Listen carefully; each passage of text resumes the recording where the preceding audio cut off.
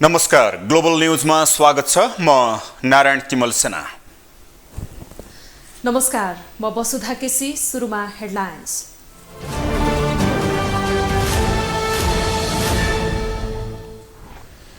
प्रधानमन्त्री पुष्पकमल दाहाललाई प्रतिनिधि सभाबाट दोस्रो पटक विश्वासको मत प्राप्त। प्रस्तावको पक्षमा 172, विपक्षमा 89 तथा 1 सांसद तटस्थ।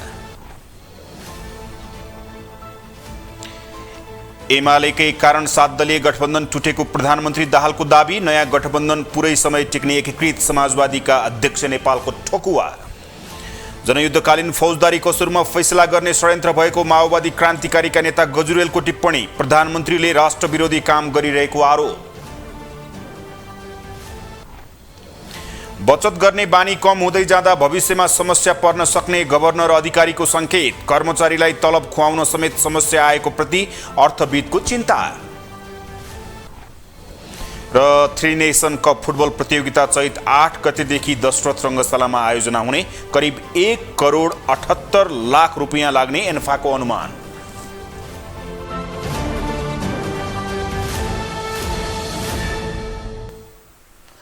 ग्लोबल न्यूज अब विस्तारमा।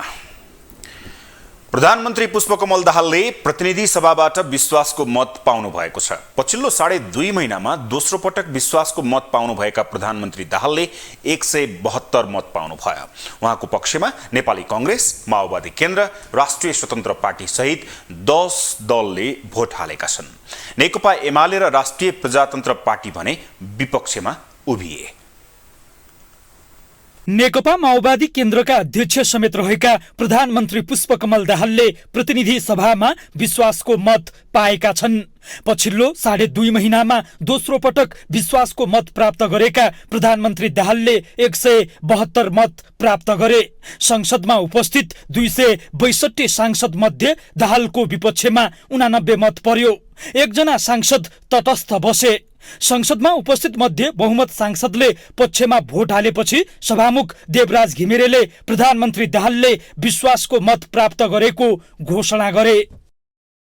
सम्माननीय प्रधानमन्त्री श्री पुष्पकमल दाहाल प्रचण्डले नेपालको संविधानको धारा 100 को उपधारा 2 बमोजिम प्रतिनिधि सभाबाट विश्वासको मत प्राप्त गर्न राख्नुभएको प्रस्तावको पक्षमा 172 मत परेको र उक्त संख्या प्रतिनिधि सभामा तत्काल कायम रहेको सम्पूर्ण सदस्य संख्याको बहुमत भएकोले सम्माननीय प्रधानमन्त्री श्री पुष्पकमल दाहाल प्रचण्डले प्रतिनिधि सभाबाट विश्वासको मत प्राप्त गर्न राख्नुभएको प्रस्ताव बहुमतले पारित भएको घोषणा गर्दछु। संसदमा प्रतिनिधित्व गर्ने दलहरूमध्ये नेपाली कांग्रेस, नेकपा माओवादी केन्द्र, राष्ट्रिय स्वतन्त्र पार्टी, जनता समाजवादी पार्टी, एकीकृत समाजवादी, जनमत पार्टी, नागरिक उन्मुक्ति पार्टी, लोकतान्त्रिक समाजवादी पार्टी, राष्ट्रिय जनमोर्चा र आम जनता पार्टीले प्रधानमन्त्री दाहालको पक्षमा भोट हालेका थिए। नेकपा एमाले र राष्ट्रिय प्रजातन्त्र पार्टीले भने विपक्षमा भोट हाले। नेपाल मजदुर किसान पार्टी भने तटस्थ बस्यो। यसअघि गत पुस 26 गते अभूतपूर्व विश्वासको मत पाएका प्रधानमन्त्री दाहालले त्यतिबेला 268 मत प्राप्त गरेका थिए। यसपटक भने दाहालले 96 कम मत प्राप्त गरेका हुन्। दोस्रो पटक विश्वासको मत प्राप्त गरेपछि प्रधानमन्त्री दाहालले अब जनताको हित हुने गरी कार्य सम्पादनमा केन्द्रित हुने बताएका छन्। अब आज विश्वासको मत प्राप्त भइसकेपछि भोलि बिहानबाट सरकारलाई पूर्णता दिने प्रक्रिया सुरु हुन्छ। जो दलहरूसँग हाम्रो गठबन्धन भएको छ, सहमति भएको छ, ती सबैसँग बसेर 2-4 दिन भित्रमै सबै टुङ्ग्याउने र अनि काम गर्ने विचार छ। अब आरामसँग सरकार चल्छ। अब विकास निर्माण। प्रधानमन्त्री दाहालले विश्वासको मत प्राप्त गरेसँगै अब सरकार विस्तारको बाटो समेत खुलेको छ। यसअघि सरकारमा रहेका एमाले, राप्रपा र रासोपा सरकारबाट बाहिरिएपछि प्रधानमन्त्री दाहालको थाप्लोमा 16 मन्त्रालयको जिम्मेवारी छ। ग्लोबल टेलिभिजनका लागि क्यामेरामा गणेश पूर्व छाने मगरका साथमा कैलाश कठायत, काठमाडौँ। यता प्रधानमन्त्री पुष्पकमल दाहालले राष्ट्रिय सहमतिका लागि नेकपा एमाले तयार नभएपछि अहिलेको सत्ता गठबन्धन बनेको दाबी गर्नुभएको छ। संसदमा विश्वासको मतमाथिको प्रस्तावमा उठेका प्रश्नको जवाफ दिँदै उहाँले संसद विघटन सही थियो भन्ने एमालेकै कारण एमालेसँगको गठबन्धन टुटेको बताउनु भयो। प्रधानमन्त्री पुष्पकमल दाहालले एमालेकै कारण गत पुसमा बनेको सत्ता गठबन्धन टुटेको दावी गरेका छन्। दाहालले संसद विघटन सही भएको टिप्पणी एमाले अध्यक्ष केपी शर्मा ओलीले दोहोर्याइरहेपछि गठबन्धन सङ्कटमा पुगेको निष्कर्ष निकालेको समेत बताएका छन्। संसद विघटनका विरुद्ध सडक सङ्घर्ष समेत गरेको र सरकार गठन हुने बेलामा संसद विघटनका बारेमा टिप्पणी नगर्ने सहमति एमाले अध्यक्ष ओलीले उल्लङ्घन गरेपछि अहिलेको अवस्था आएको प्रधानमन्त्री दाहालको भनाइ छ। संसद विघटन गर्नु सही हो। क्यानाडामा, इङ्ल्यान्डमा, कहाँ यहाँ पनि शेरबहादुरले नि विघटन गरेको भनेर सबै कुरा भनेपछि त्यही दिन म अब यो भङ्ग हुनेतिर गयो भन्नेमा म भित्र पुगिसकेका थिएँ। अब यो अगाडि जाँदैन, किनभने त्यही लडाइँ त हिजो लडिया थियो। हामीले सडकमा लडिएका थियो, अदालतभित्र लडिएको थियो, सदनमा लडिएको थियो। त्यही लडाइँ यहीँ आइहालेपछि त म कसरी सक्छु त्यहाँ बस्न? मैले अनि एकातिर त्यो, अर्कोतिर नेपाली कङ्ग्रेस फेरि त्यही त्रुटि गरिएछ प्रचण्डलाई छोडेर भनेर पश्चाताप गरेको देखेपछि मेरो लब यता परिहाल्यो। त्यसअघि एमाले सांसद विष्णु पौडेलले पुस 10 गतेको गठबन्धन टुट्नुको कारणको जवाफ माओवादीले दिनुपर्ने बताएका थिए। उनले एमालेलाई सत्ता बाहिर निकाल्न प्रधानमन्त्री समेत संलग्न भएको आरोप लगाउँदै त्यसको जवाफ समेत मागेका थिए। पौडेलले अहिलेको गठबन्धन लामो समय नटिक्ने भन्दै फेरि विश्वासको मत लिने समय आउने दावी समेत गरे। 2 महिना 10 दिन पुग्दा नपुग्दै फेरि अर्कोचोटि विश्वासको मतका निम्ति सदन समक्ष प्रस्तुत हुनुभएको छ। सभामुख महोदय, यो सदनको त कुनै बिजनेस नै सकिने भयो। हरेक 2-2 महिनामा अब हुनसक्ला अर्को फेरि 1-1 महिनामा फेरि विश्वासको मतमा जानुपर्ने हो कि? म सोध्न चाहन्छु सभामुख महोदय, सम्मान्य प्रधानमन्त्रीको अर्कोचोटि विश्वासको मत लिने कार्यसूची कहिलेको छ? कुन मितिमा फेरि विश्वासको मत लिनुहुन्छ यहाँले? म सोध्न चाहन्छु। जवाफमा प्रधानमन्त्री दाहालले अब यही कार्यकालमा फेरि विश्वासको मत लिनुपर्ने अवस्था नआउने बताएका छन्।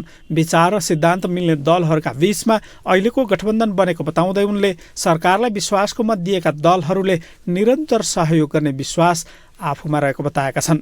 अस्तिको टिक्दैन भन्ने देखिन्थ्यो एजेन्डाकै कारणले। यो चाहिँ टिक्ने प्रचुर सम्भावना छ, किनकि एजेन्डामा समानता छ। त्यसकारण यो चाहिँ टिक्छ भन्ने विश्वास गर्न सकिन्छ। तर पनि फेरि मलाई केपीजीले बडो चाहिँ यो छुट्ने बेलामा धेरै नै ठुल्ठुला शिक्षा दिएर पठाउनु भएको छ। म यो कुरा पनि, यसको लागि पनि केपीजीलाई धन्यवादै भन्न चाहन्छु।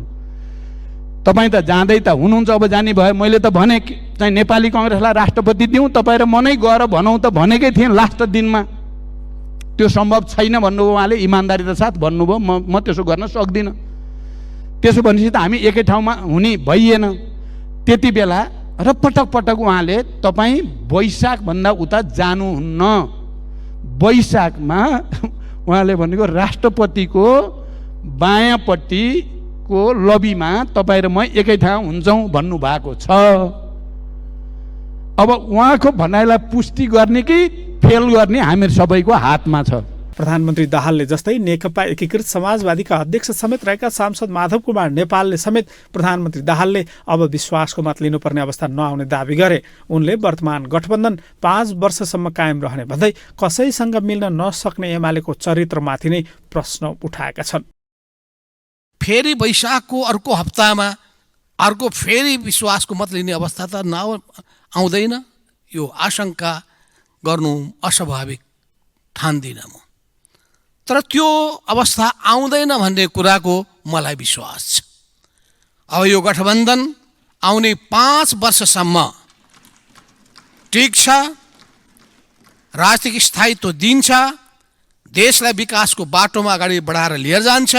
सरकार गठन भएको 2 महिनामै दोस्रो पटक विश्वासको मत लिएका प्रधानमन्त्री दाहालले छिटै सरकार विस्तार हुने र जनअपेक्षा अनुसारको काम गर्ने प्रतिबद्धता समेत दोहोर्याएका छन्। ग्लोबल टेलिभिजनका लागि क्यामेरामा गणेश पूर्व छाने मगरका साथमा अमृत राज काफले, काठमाडौँ। नेकपा एमालेका अध्यक्ष केपी शर्मा ओली महत्त्वपूर्ण एजेन्डामाथि छलफल हुँदा संसदका हरेक बैठकमा सक्रिय सहभागी हुनुहुन्छ र लामो भाषण पनि गर्नुहुन्छ। तर प्रधानमन्त्री पुष्पकमल दाहालले विश्वासको मत लिने दिन आजको दिन प्रतिनिधि सभाको बैठकमा ओली मौन बस्नुभयो। प्रतिनिधि सभामा विश्वासको मत लिने क्रममा सोमबार प्रधानमन्त्री पुष्पकमल दाहालले नेकपा एमालेका अध्यक्ष केपी शर्मा ओलीमाथि कटाक्ष गरे। उनले एमाले अध्यक्ष ओली राष्ट्रिय सहमतिबाट भागेको आरोप लगाए। त्यति मात्रै होइन, दुई पटकसम्म संसद विघटन गरेर एमाले अध्यक्ष ओलीले संविधान विपरीत काम गरेको आरोप प्रधानमन्त्री दाहालले पटक पटक दोहोर्याए। कांग्रेस सभापति शेरबहादुर देउबा समेत एमाले अध्यक्ष ओलीमाथि खनिए। उनले पनि संसद विघटन गर्नेले बहादुरी देखाएको भन्दै ओलीमाथि प्रश्न गरे। लगभग सिङ्गो संसदको विश्वासको मत पाएको प्रधानमन्त्रीलाई त्यही संसद विघटनको खुला पक्ष पोषणले ठूलो नैतिक, संवैधानिक र राजनीतिक चुनौती दियो। आजभन्दा 21 महिना पहिले प्रतिनिधि सभाको असंवैधानिक, अलोकतान्त्रिक र अस्वाभाविक विघटनबाट देश अस्तित्वतर्फ जाने खतरा उत्पन्न भएको थियो। तर एमाले अध्यक्ष ओलीले न प्रधानमन्त्री दाहालले लगाएको आरोपको खण्डन गरे न कांग्रेस सभापति देउबाले सोधेको प्रश्नको जवाफ दिए। उनी मौन रहे, चुपचाप बसे। सामान्यतया प्रधानमन्त्रीले विश्वासको मत लिने बेला संसदमा सहभागी दलहरूको संसदीय दलको नेता नै छलफलमा सहभागी हुने परम्परा छ। तर सोमबार प्रधानमन्त्री दाहालले विश्वासको मत लिनुअघि संसदमा चलेको छलफलमा ओलीले आफू त बोलेनन् नै, उपनेता सुभाष चन्द्र नेमवाङलाई समेत बोल्न दिएनन्। एमालेबाट छलफलमा सहभागी भएका उपाध्यक्ष विष्णु पौडेलले प्रधानमन्त्री दाहालमाथि आक्रोश पोखे। म सम्माननीय प्रधानज्यूलाई सभामुखज्यू मार्फत सोध्न चाहन्छु, तपाईँ के त्यस्तो कारण पर्यो जुन कारणले गर्दा तपाईँ त्यो सहयात्राबाट आज यो सहयात्रामा फर्किनु भएको छ? यदि तपाईँलाई यही सहयात्रामा जानु थियो भनेदेखि पुसको 10 गते तपाईँ त्यस प्रकारको सहमतिमा किन पुग्नुभयो?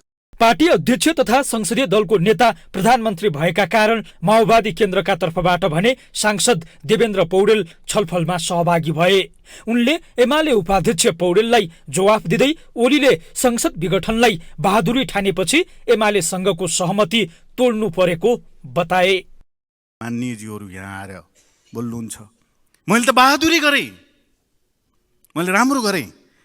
त्यसको निम्ति लाछा लाउनलाई पछि बनेको निर्वाचनबाट आएको सदनले त्यही कुरालाई फेरि चाहिँ सदर गर्नको निम्ति यो प्रतिनिधि सभा पछि निर्वाचनबाट आएको हो र? यो त अब आगामी काम गर्नको निम्ति होला नि। त्यस कारणले माननीय सदस्यलाई मैले धेरै कुरा भन्न चाहने, यही कारणले परिस्थिति अलिकति फरक भयो। सभापति रवि लामिछाने सांसद नरहेका कारण राष्ट्रिय स्वतन्त्र पार्टीबाट संसदीय दलका उपनेता डीपी अर्याल छलफलमा सहभागी भए। राष्ट्रिय प्रजातन्त्र पार्टीका अध्यक्ष राजेन्द्र लिङ्गदेन र एकीकृत समाजवादीका अध्यक्ष माधव कुमार नेपाल पनि छलफलमा सहभागी भए। संसदीय दलको नेता राम सहाय प्रसाद यादव उपराष्ट्रपति भएका कारण जनता समाजवादीबाट प्रदीप यादव छलफलमा सहभागी भए। जनमत पार्टीका अध्यक्ष डाक्टर सीके राउत पनि छलफलमा सहभागी भएका थिए। तर संसदको दोस्रो ठूलो दल एमालेका अध्यक्ष तथा संसदीय दलको नेता केपी शर्मा ओली भने छलफलमा सहभागी भएनन्। यसले प्रधानमन्त्री दाहालले विश्वासको मत लिनुलाई अध्यक्ष ओलीले खास महत्त्व नदिएको देखिएको छ। ग्लोबल टेलिभिजनका लागि क्यामेरामा सञ्जय खड्काका साथमा कैलाश कठायत, काठमाडौँ। अब पालो ग्लोबल भोइसको।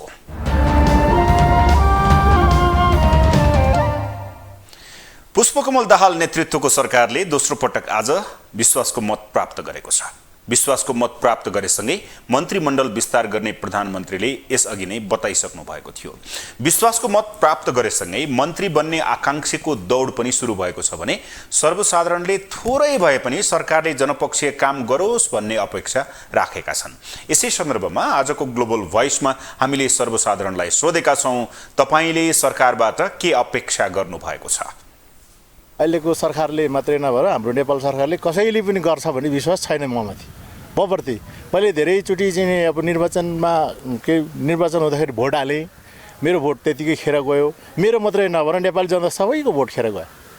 हेर्नुहोस्, कुनै पनि सरकारले गर्नेवाला केही पनि छैन हाम्रो देशमा। उहाँहरूको आफ्नै कुर्सीलाई तानातान, कुर्सी चाहिँ अब कसरी हुन्छ जोगाउँ, त्यो भ्याइ नभ्याइ छ। देशको लागि, जनताको लागि गर्ने त कुरै छैन। खै के गर्ला र 5,000 मान्छे मारे भनेर आफै भनेको छ, त्यस्ताले खै के गर्ला र? खै गर्ला जस्तो त लाग्दैन। बरु अरू अरू आयो भने नयाँ पार्टीको आउनुभयो भने चाहिँ गर्नु होला कि भन्ने आश थियो। त्यो पनि विभिन्न अप्टिक लाएर एकैछिनमा फुत्काइदिनु भयो गृहमन्त्री भएको रवि लामिछानेज्यूलाई पनि। फेरि उहाँ आउनुभयो भने चाहिँ गर्नु होला कि भन्ने आश छ हामीलाई चाहिँ। पहिलाकोले गरेन अब नयाँ आएर गर्ला कि भनेर ठुलो आशा थियो। अब यो प्रचण्डले त के गर्ला र होइन रवि लामिछाने आयो भने गर्ला भन्ने ठुलो आशा थियो। प्रचण्ड सरकारले केही गर्न सक्दैन, उसले चाहेर पनि गर्न सक्दैन। यिनीहरू खास पार्टी पनि होइनन्, यो चाहिँ विदेशी दलालको चाहिँ एउटा एजेन्ट हो, मैले जाने बुझेको कुरा अनुसार। अब केही गर्दैनन् यिनीहरूले, पहिला पनि केही गरे होइन, अहिले पनि केही गर्दैनन्। यिनीहरूको अब त्यही हो, आफ्नो परिवारलाई मात्रै राम्रो र उनीहरूको इष्टमित्रलाई मात्रै राम्रो गर्छन्, अरूलाई कसैलाई केही गर्नेवाला छैनन् यिनीहरूले। निर्वाचन आयोगले तनहुँ निर्वाचन क्षेत्र नम्बर 1 र बारा क्षेत्र नम्बर 2 मा पनि वैशाख 10 मै उपनिर्वाचन गर्ने निर्णय गरेको छ। आयोगको सोमबार बसेको बैठकले प्रतिनिधि सभा सदस्य निर्वाचन ऐन 2074 को दफा 68 बमोजिम उपनिर्वाचन गर्ने निर्णय गरेको हो। चितवन 2 मा सोही मितिमा उपनिर्वाचन गर्ने निर्णय यसअघि नै गरिसकिएको छ। 10 गते बिहान 7 बजेदेखि बेलुका 5 बजेसम्म मतदान हुने गरी निर्वाचनको समय समेत निर्धारण गरिएको आयोगका सहायक प्रवक्ता सूर्य प्रसाद अर्यालले जानकारी दिनुभयो। गत फागुन 25 गते सम्पन्न निर्वाचनबाट रामचन्द्र पौडेल राष्ट्रपतिमा निर्वाचित भएपछि तनहुँ 1 मा उपनिर्वाचन हुन लागेको हो। यस्तै चैत 3 गते सम्पन्न उपराष्ट्रपति निर्वाचनमा रामसाय प्रसाद यादव उपराष्ट्रपति निर्वाचित भएसँगै बारा 2 मा पनि उपनिर्वाचन हुन लागेको हो। संविधानको अनुसार प्रतिनिधि सभा सदस्य राष्ट्रपति र उपराष्ट्रपति निर्वाचित भएमा पद रिक्त हुने र उपनिर्वाचन गर्नुपर्ने व्यवस्था रहेको छ। संविधानको धारा 84 को उपधारा 7 बमोजिम प्रतिनिधि सभाको कार्यकाल 6 महिना भन्दा बढी बाँकी छँदै कुनै सदस्यको स्थान रिक्त भएमा उपनिर्वाचन गर्नुपर्ने व्यवस्था छ। यस्तै नागरिकता प्रकरणमा रवि लामिछानेले सांसद पद गुमाएपछि चितवन 2 मा पनि उपनिर्वाचन हुन लागेको हो। आयोगका अनुसार दुवै क्षेत्रमा चितवनकै उपनिर्वाचनका लागि आयोगबाट स्वीकृति भएको निर्वाचन कार्यक्रम लागू गरिनेछ। आयोगका अनुसार तनहुँ 1 र बारा 2 को उपचुनावका लागि चैत 8 देखि 12 गतेसम्म दल दर्ताको समय दिइनेछ। चैत 16 गते मतदाता नामावली प्रकाशन हुनेछ भने 20 गते उम्मेदवारी दर्ता हुनेछ। दाबी विरोध लगायतका प्रक्रिया पूरा गरेर 23 गते उम्मेदवारको अन्तिम नामावली प्रकाशन गरी निर्वाचन चिन्ह प्रदान गरिने आयोगले जनाएको छ।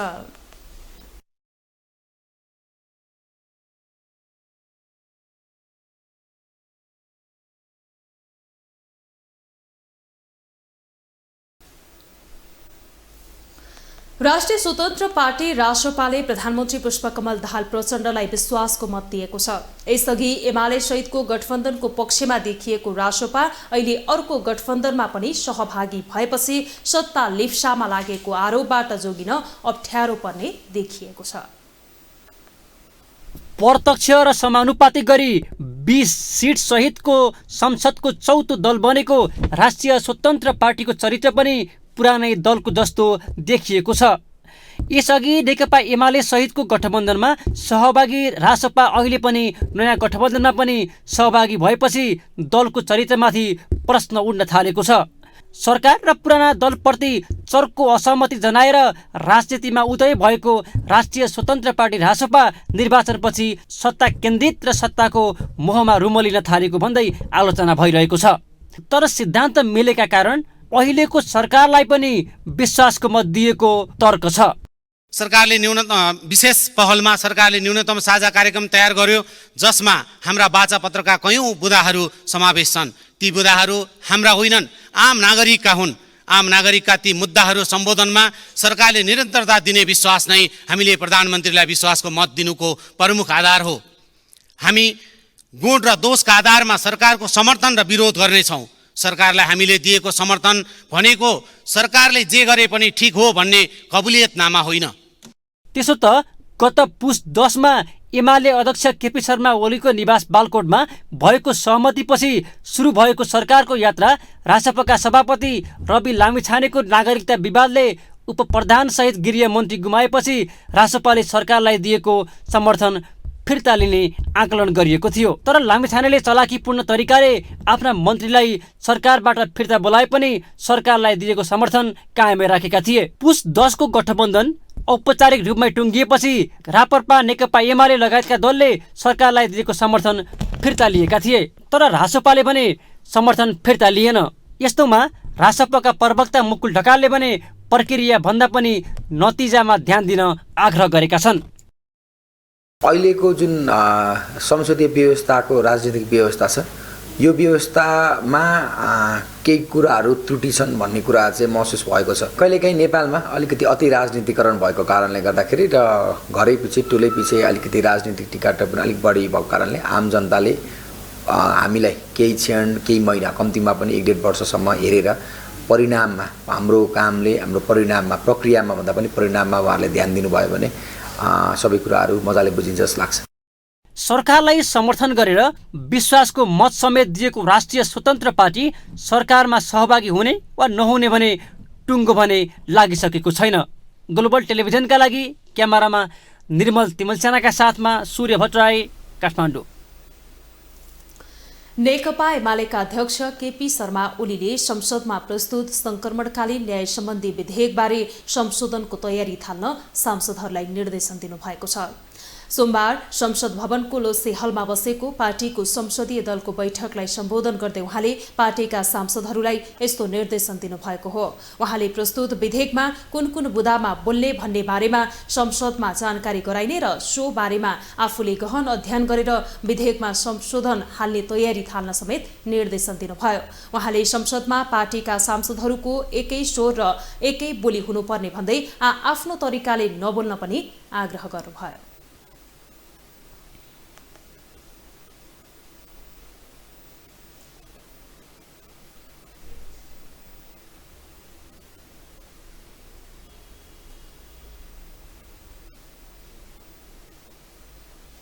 गरिरहनु पर्ने अवस्था नहोला, तर विधेयकमा सच्याउनु पर्ने ठाउँहरू थुप्रै हुन्।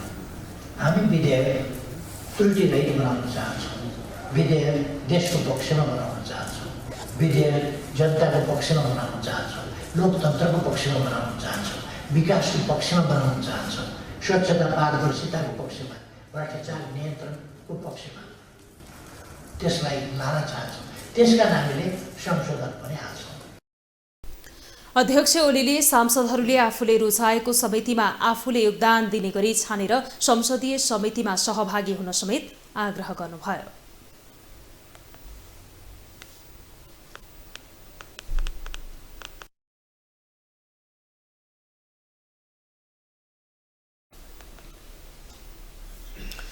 मोहन वैद्य नेतृत्वको नेकपा माओवादी क्रान्तिकारीका नेता सीपी गजुरेलले प्रधानमन्त्री पुष्पकमल दाहालले राष्ट्र विरोधी कामहरू गरिरहेको आरोप लगाउनु भएको छ।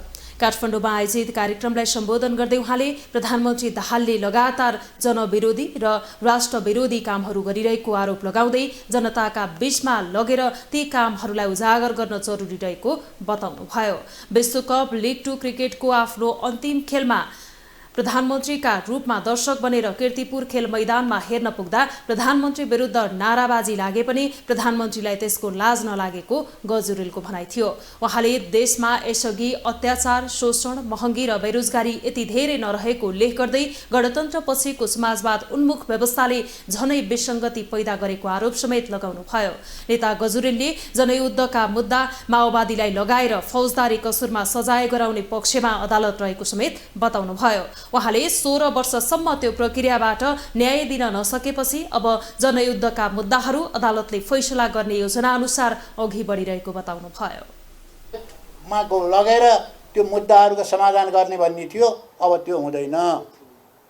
किनभने 16 वर्षसम्म त्यो प्रक्रियाबाट न्याय दिन नसकेपछि अब त्यो जनयुद्धका मुद्दाहरू कसले फैसला गर्छ भने ती चाहिँ अब अदालतले फैसला गर्छ। अपराधी जस्तो गरेर उनीहरूलाई फैसला गर्ने उनीहरूले चाहिँ योजना बनाएका छन् भनेपछि चाहिँ अब जनयुद्धलाई उनीहरूले कसरी व्याख्या गरिरहेका छन्। आज अनेकोटको घटनाहरू सम्झिँदाखेरि हाम्रो आम जिरिङ्ग हुन्छ, तर त्यो घटना कसले घटाएको थियो? प्रतिक्रियावादीले घटाएको थियो। तर आज कस्तो चित्रण गरिएको छ भने त्यस्ता खालका घटनाहरू घटाउने पनि माओवादी नै हो भनिएको छ। नेता गजुरेलले जनयुद्धमा भएका घटनाहरूमा माओवादीलाई दोष लगाई आपराधीकरणको फैसला सुनाउने योजना रहेको आरोप समेत लगाउनुभयो। त्रिभुवन मध्यपश्चिम र संस्कृत विश्वविद्यालयका आङ्गिक र सम्बन्धन प्राप्त धेरैजसो क्याम्पसमा सोभियोको निर्वाचन आइतबार भइसकेको छ। सोभियो निर्वाचनमा त्रिवी सहित मातहतका 4वटा क्याम्पसमा ई-भोटिङ र मतपत्र प्रयोग गरिएको हो। त्रिवी अन्तर्गतका धेरैजसो क्याम्पसको निर्वाचनको नतिजा सार्वजनिक भइसकेको छ। कतिपय क्याम्पसको प्रमुख अन्य पदाधिकारी र समानुपातिकको नतिजा भने आइसकेको छैन। आइतबार 4 बजे सकिएको सोभियो निर्वाचनको नतिजा आउने क्रम जारी छ। 50 देखि 60% मत खसेको प्रारम्भिक अनुमान गरिएको निर्वाचनमा त्रिभुवन विश्वविद्यालयका आङ्गिक र सम्बोधन प्राप्त क्याम्पसमा सुरु भएको निर्वाचनमा त्रिभुवन विश्वविद्यालयको केन्द्रीय क्याम्पस कीर्तिपुर, थापाथली लगायतका 79 क्याम्पसमा नेपाल विद्यार्थी सङ्घले विजय प्राप्त गरेको छ।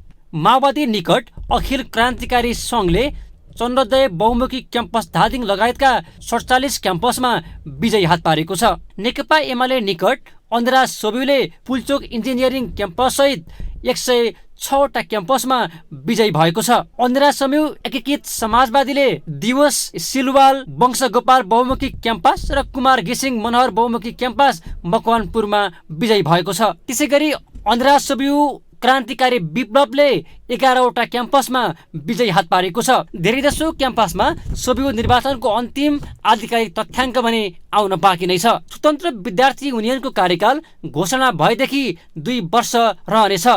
कुनै कारणले निर्धारित मितिमा निर्वाचन हुन नसके 6 महिनामा त्रिवीले कार्यकारी परिषदले समय थप गर्न सक्नेछ। कार्य समितिको संख्या विद्यार्थीको संख्याको अनुपातमा फरक छ। 200 जनासम्म विद्यार्थी हुने क्याम्पसमा 11 सदस्य, 200 देखि 1000 सम्म विद्यार्थी हुँदा 15 सदस्य, 1000 देखि 3000 सम्म विद्यार्थी हुँदा 19 सदस्य, 3000 देखि माथि विद्यार्थी भएको क्याम्पसमा 21 सदस्यीय कार्य समिति रहने व्यवस्था छ। उपत्यका बाहिर सहित वीरगञ्जको ठाकुराम बहुमुखी, चितवनको वीरेन्द्र, पोखराको पृथ्वीनारायण, बागलुङ, काठमाडौँका आरा त्रिचन्द्र सहितका 46वटा क्याम्पसमा निर्वाचन नै हुन सकेको छैन। ग्लोबल टेलिभिजनका लागि क्यामेरामा सञ्जय खड्गाका साथमा सूर्य भट्टराई, काठमाडौँ। अब इकोनोमी न्यूज।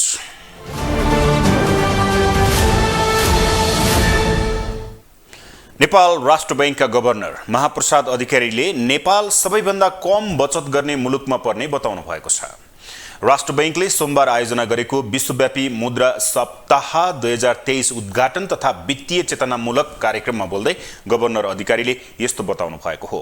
उहाँले विश्वका अन्य मुलुकहरूमा भन्दा नेपालमा बचत गर्ने भन्दा पनि सबैभन्दा बढी खर्च गर्ने प्रवृत्ति रहेको बताउनु भयो। उहाँले मुद्रालाई बचत गर्न जरुरी रहेको भन्दै बचतबाट नै आम्दानी बढ्ने दावी गर्नुभयो। गभर्नर अधिकारीले मानिसहरूसँग भएको रकम बचत नगरे पनि खर्च हुने भएको भन्दै बचत गर्न अनिवार्य रहेको बताउनु भयो। गरेको सेभिङ यहाँ नेपालमा रेट राम्रो छ हैन। 5 वर्ष, 7 वर्ष, 8 वर्ष, 10 वर्षमा चाहिँ त्यो दोब्बरै हुने खालका रेटहरू छन्।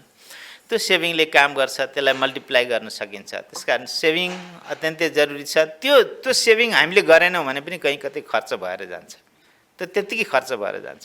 बचत चाहिँ अनिवार्य हो। नेपाल समग्रमा कम बचत गर्ने मुलुकमा परिरहेछ। हामी बेसी कन्जम्सन गरिरहेको छौँ। यहाँले डेटाहरू हेर्नुभयो भने हाम्रो सेभिङको रेट अत्यन्तै कमजोर छ। ग्रस सेभिङ, नेसनल सेभिङको अनुपात। त्यस्तै गभर्नर अधिकारीले शेयरमा लगानी गर्नु पनि बचत भएको भन्दै शेयरमा थोरै लगानीले पनि धेरै आम्दानी गर्न सक्ने बताउनु भयो। अर्थविद डाक्टर गोविन्दराज पोखरेलले मुलुकको खस्कदो अर्थतन्त्रप्रति चिन्ता व्यक्त गर्नुभएको छ। सुनसरीको इनरुवामा सञ्चारकर्मीहरूसँगको कुराकानीमा अर्थविद डाक्टर पोखरेलले मुलुकको पछिल्लो अर्थव्यवस्थाप्रति चिन्ता व्यक्त गर्नुभएको हो। उहाँले विकास खर्चलाई र देशमा तलब खुवाउनका लागि समेत ऋण लिनुपर्ने अवस्था आउने चेतावनी दिनुभयो। दल र नेता स्वार्थ केन्द्रित राजनीतिमा लिप्त हुँदा मुलुकको अर्थतन्त्र बिग्रदै गएको उहाँको बुझाइ छ।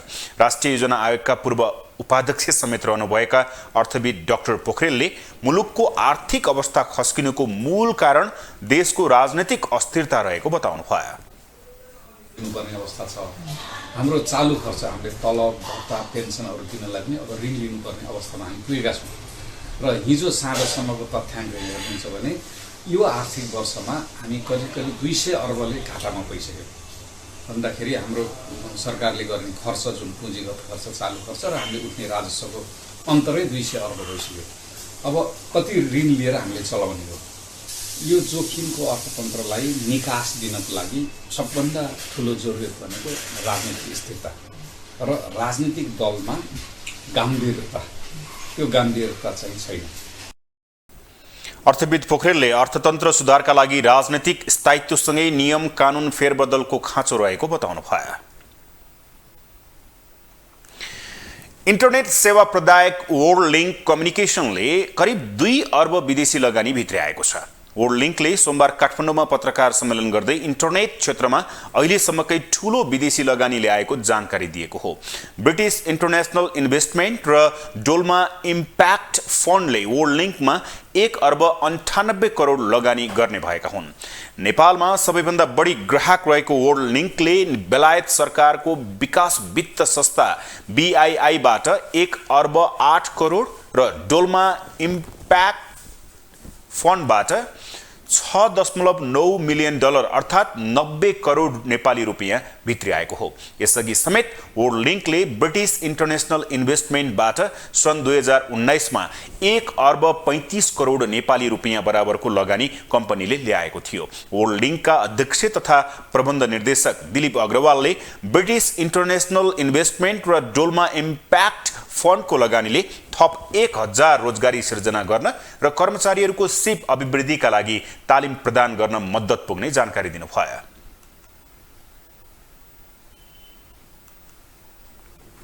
वर्ल्ड लिङ्क 7,50,000 भन्दा बढी ग्राहकहरू भएको सबैभन्दा ठूलो निजी क्षेत्रको इन्टरनेट सेवा प्रदायक कम्पनी हो। कम्पनीले ग्रामीण क्षेत्रलाई केन्द्रित गरी देशभर इन्टरनेट विस्तारका गतिविधिहरूलाई गति दिने कार्य गरिरहेको जनाएको छ।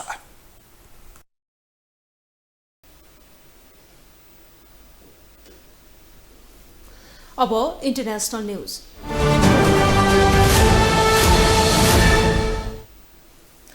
अमेरिकाका पूर्व राष्ट्रपति डोनाल्ड ट्रम्पले आफू आगामी मंगलबार पक्राउ पर्न सक्ने भन्दै समर्थकहरूलाई विरोध प्रदर्शनमा उत्रन आह्वान समेत गरेका छन्।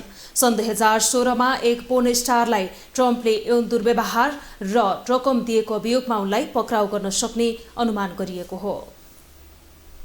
अमेरिकाका पूर्व राष्ट्रपति डोनाल्ड ट्रम्पले आफू आउँदो मंगलबार पक्राउ पर्न सक्ने भन्दै समर्थकहरूलाई विरोध प्रदर्शनमा उत्रन आह्वान गरेका छन्।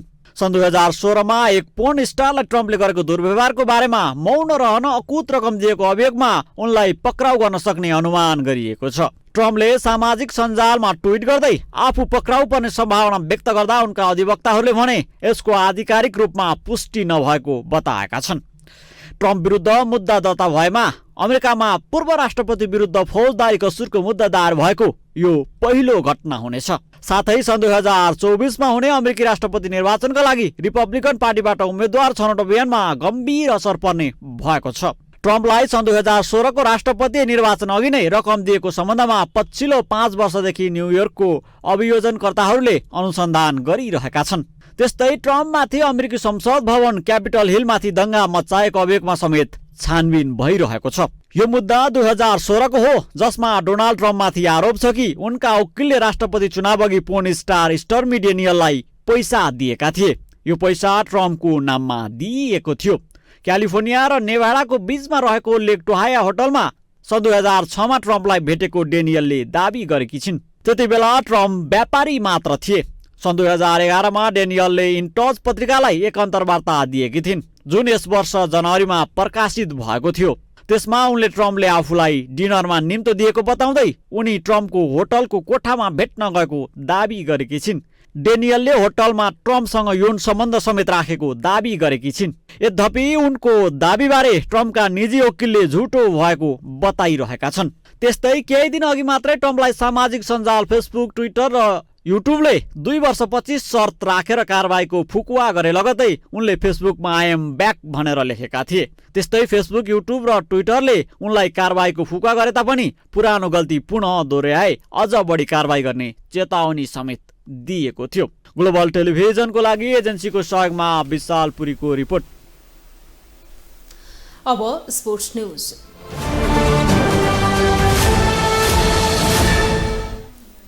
प्रधानमन्त्री थ्री नेशन्स कप फुटबल प्रतियोगिता चैत 8 गतेदेखि 17 गतेसम्म हुने भएको छ। सोमबार पत्रकार सम्मेलन गरी अखिल नेपाल फुटबल संघ एन्फाले यसबारे जानकारी गराएको हो। थ्री नेशन्स कपमा नेपाल, भुटान र लाओसले प्रतिस्पर्धा गर्नेछन्।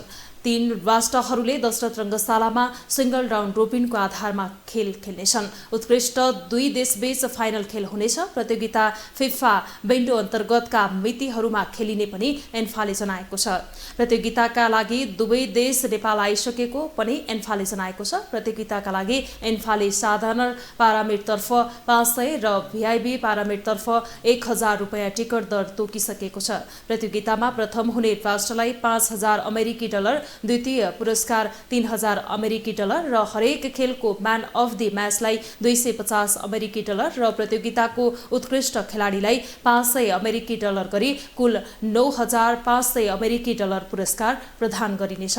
प्रतियोगिताको अनुमानित बजेट 1,77,68,480 रुपैयाँ रहेको एन्फाले जनाएको छ।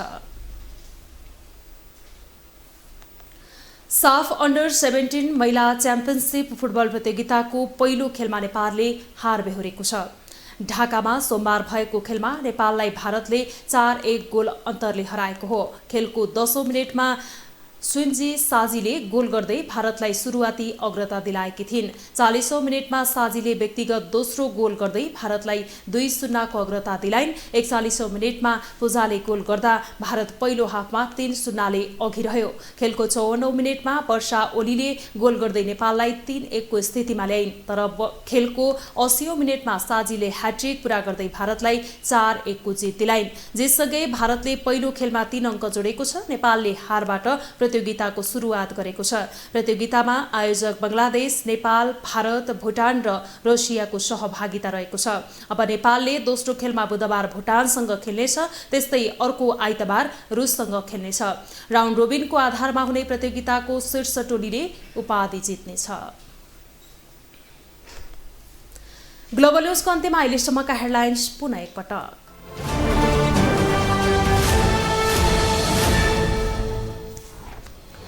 प्रधानमन्त्री दाहाललाई प्रतिनिधि सभाबाट दोस्रो पटक विश्वासको मत प्राप्त। प्रस्तावको पक्षमा 172, विपक्षमा 89 तथा 1 सांसद तटस्थ। एमालेकै कारण 7 दलीय गठबन्धन टुटेको प्रधानमन्त्री दाहालको दावी। नयाँ गठबन्धन पुरै समय टिक्ने एकीकृत समाजवादीका अध्यक्ष नेपालको ठोकुवा। जनयुद्धकालीन फौजदारी कसुरमा फैसला गर्ने षड्यन्त्र भएको माओवादी क्रान्तिकारीका नेता गजुरेलको टिप्पणी। प्रधानमन्त्रीले राष्ट्र विरोधी काम गरिरहेको आरोप। बचत गर्ने बानी कम हुँदै जाँदा भविष्यमा समस्या पर्न सक्ने गभर्नर अधिकारीको संकेत। कर्मचारीलाई तलब खुवाउन समेत समस्या आएको प्रति अर्थविदको चिन्ता।